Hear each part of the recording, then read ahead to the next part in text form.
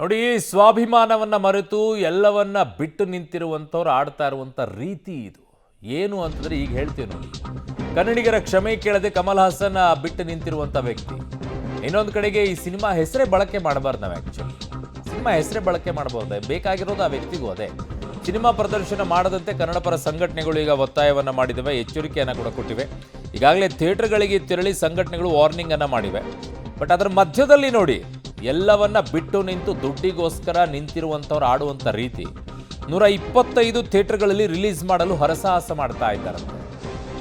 ಯಾಕೆ ಅಂತಂದರೆ ಇವರಿಗೆ ಕಾಸ್ ಇಂಪಾರ್ಟೆಂಟ್ ರೀ. ಆ ಕಡೆಗೆ ಬೇರೆ ಭಾಷೆಗಳಲ್ಲಿರುವಂಥ ಭಾಷಾಭಿಮಾನ ನಮ್ಮಲ್ಲಿಲ್ಲ, ಅದೇ ಸಮಸ್ಯೆ ಆಗಿರೋದು. ದುಡ್ಡು ಕೊಟ್ಬಿಟ್ರೆ ಅವರನ್ನವರು ಮಾರ್ಕೊಳ್ತಾರೆ.